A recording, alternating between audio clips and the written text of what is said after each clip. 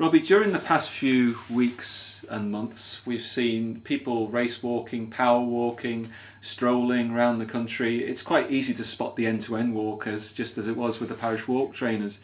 You go around other parts of the country, you don't see this. What's different? How's the Isle of Man managed to get so many race walkers? That's it's a very good observation. Pound for pound, I mean, if you put the percentage of the parish walk, per population, I don't know whether it's 2% or something, but it's far higher than the London Marathon.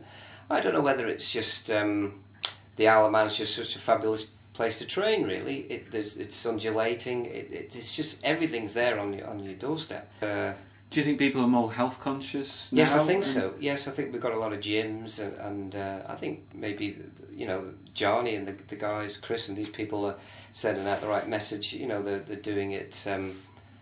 The NSC really well. That they've got the walk and talk, as I think it is, something like that. Yeah. So that all starts, and I wouldn't mind betting after about a year these people enter these walks. Even at 4 miles an hour, someone who's doing some power walking stands out a bit and is ridiculed by some people.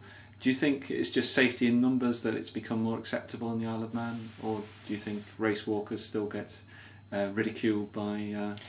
I don't think they do as much. But in the UK, I would say it's probably the other way. That's right. If you were to race walk around London Park or somewhere, you'd be treated as a bit of an oddity. You would. Can those attitudes ever be changed? Well, do you think hope so. race walking's in terminal decline? Yeah. Well, it's not too healthy in Britain. I mean, you can see that by our representation in the Olympics. And we've got Alan Callow there who's doing a fantastic job. But I don't think there are many Alan Callows in Britain these days. Structure, I think in race walking it always hinged around 10 clubs around the country. That's right.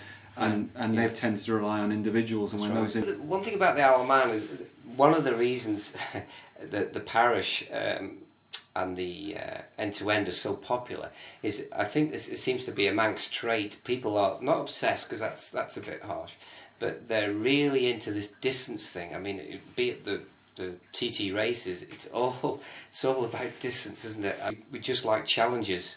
People, since the late 50s, early 60s, they've always wanted to do the long walks. So tell the people who don't know the history how long distance walking started, or how it developed from the 60s onwards, say, with TT courses, relay walks. That's right. Yeah, I think it started about 1960. I think Joan Powell and people like that, the Harveys and these sort of people. I think there was a few clubs. I think there was the Maloo Beagles and the Onken Harriers. There's about 3 clubs, I think. That I don't know. It was about 1960, and they were just having competitions and things like that. And then I think Joan and there was a handful of officials organised the Boundary Harriers 61. I think Willie Turnbull was involved in that. Actually, Ian Turnbull's dad. There's 3 or 4 of them, Dennis Slace and these sort of people. And a club was then set up. So a professional outfit was launched then. And I think just about a year or 2 after that, Albert Johnson came over from Sheffield. And that's where I came into it. I started off as a sprinter. But I think it was about 64, 65 he came over. And that was the birth of it, really. That's where Alan Callow, Graham Young, Philip Bannon, Hayden Gordon, these guys started, and I started 2 or 3 years later. Correct me if I'm wrong, but it started off as a very insular-looking sport. So we had local clubs on the island who were competing parish relay walks, TT walks, and things like that. Albert Johnson. Well, they fizzled out those clubs. Outside of the island. Those 3 or 4 clubs. I mean, Albert was probably seen as a bit of a pioneer, maybe somebody that an outsider sort of moving in, but he brought a more serious professional approach, and then Boundary was formed, and then the other clubs just sort of evaporated, and maybe 1 or 2 of them joined Boundary Harriers. But he moved the focus to he did. Training and moving to the UK. Absolutely, yes, he was all for going away. Have we gone full circle now? That for a number of years the top walkers didn't compete in the parish walk and events like that. Whereas the focus of most of our walkers now is back to local events. I think. Is that because our events are better, or lack of competition in the UK? Well, I think our events are so well organised, and we've got such a slick organisation base that I've been away to some of the nationals, and they could learn from us now. But in the time when you were competing in the 70s, National 10 Miles was probably the biggest event. Yeah, and there'd be about 300 entrants in that. There was so much more to go away for then, wasn't there? There was, yes, and that's right. And if you got in the top 20 or even the top 30 in a national, you were doing really well.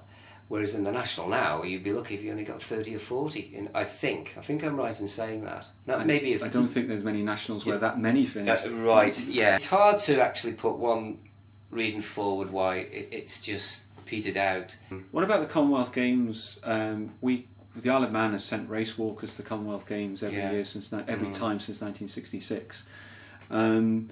We haven't had quite as many in recent times. No.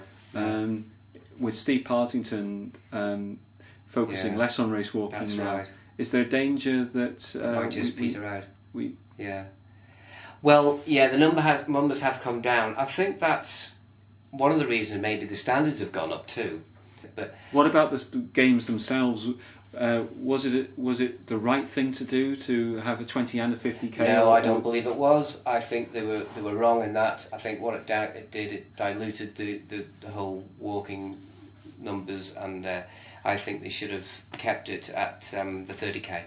Man, we've got these two big events. Particularly, I'm referring to the parish walk and the end-to-end walk. Still a bit of problems breaking people in and getting that 400 people, even getting half of that number in, say, the Peel to Douglas walk or something like that. Yeah, and it seems to be the longer the distance, the more entries we have. It sort of goes up in ratio. It really, we've got a quarter of the people doing the parish for just less than half the distance, and 10 miles we don't have 100 walkers doing it. We have probably about 50. I just think it seems to be that almost the Manx psyche, that the longer the distance, that people just love challenges over here. It could also be there's such fantastically organised events. But what are your own highlights from race walking? Either events that you've seen or local performances, or so on? It's hard to put things in order. Obviously, the Sean Hands walk, parish walk, 100 miles, or both. Yeah, that's right. That whole year, wasn't it? Was that whole year? 2006. 2006. Yeah. I mean, that 2006 walk, that was that takes a bit of beating. I think actually your 30k was outstanding. I'll pay you later. Yes, that's right. And more than £5 though. The other walk, there's been a couple of fantastic parish walk duels between Derek and Graham. I think that was Derek Harrison and Graham Young. Was that 1970? 1971. 71, yeah. They were fantastic. Didn't see it though, I have to say. Didn't see it. Your fantastic tussle in the 1982-81 TT with Graham. That was fantastic. But he got his own back, didn't he, later in the 100k? Yeah, so you're not getting paid after all. No, that's right. That negates that. Yeah, Graham Young was national. There's been some fantastic, but Steve Partington's bowl NSC walks, his 20k races have been absolutely brilliant. The women? The women, Cal Partington obviously has been absolutely fantastic. Her times are going to, and Carolyn Brown. We've had some really good juniors who perhaps haven't kept it going. We've had some really good walkers like Steve Taylor, Steve Brennan.